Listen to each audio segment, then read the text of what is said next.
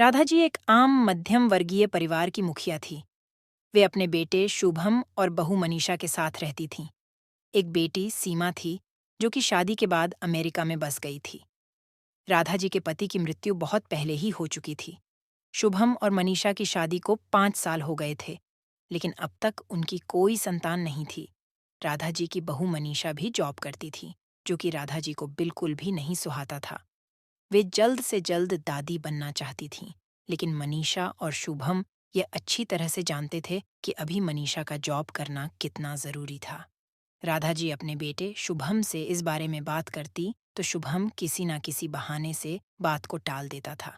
इसलिए वे मनीषा को ही परेशान करने के बहाने ढूंढती रहती थीं, ताकि वह अपनी जॉब छोड़ दें।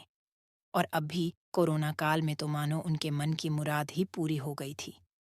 हालांकि वे दिल की बुरी नहीं थीं, लेकिन पोते की चाह में वे ना चाहते हुए भी ऐसा कर जाती थीं।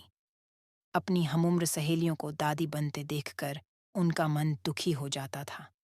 उस दिन भी घर में ऐसा ही कुछ हुआ। ऑफिस में काम की वजह से मनीषा देर तक सोती रही और राधा जी को अच्छा खासा मौका मिल गया। ये क्या बहू, अभी तक सो रही हो? पता है सुबह के 10 बज गए हैं। शुभम भी बेचारा कब से उठकर ऑफिस के काम पर लग गया है, और तुम हो कि अभी तक सोई पड़ी हो।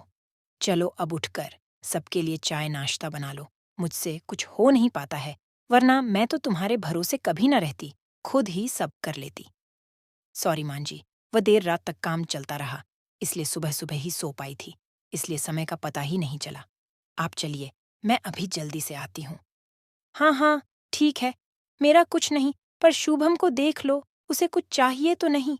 कब से उठा है बेचारा। हे भगवान, मुझे जल्दी से ठीक कर दे, ताकि मैं ही अपने बेटे का ध्यान रख सकूं। राधा जी ने नाटकीय अंदाज में कहा। राधा जी ने अपनी बहू मनीषा को उठाते हुए कहा। मनीषा ने घड़ी देखी तो वाकई 10 बज गए थे। आज उसकी आंख कैसे नहीं खुली। वह जल्दी जल्दी अपने काम निपटाकर हॉल में आई तो शुभम अपने लैपटॉप के साथ ऑफिस के काम कर रहा था। उसने किचन में जाकर चाय नाश्ता बनाया और फिर रात के बर्तन साफ किए और झाड़ू पोंछा करके नहाने चली गई। दरअसल कोरोना वायरस की बढ़ती बीमारी की वजह से शहर में पूरी तरह लॉकडाउन किया गया था, इसलिए काम वाली बाई भी नहीं आ रही थी। मनीषा खुद एक इंटरनेशनल कंपनी में काम करती थी। उसका ऑफिस टाइम निश्चित नहीं होता था। अधिकतर उसे रात में देर तक काम करना होता था।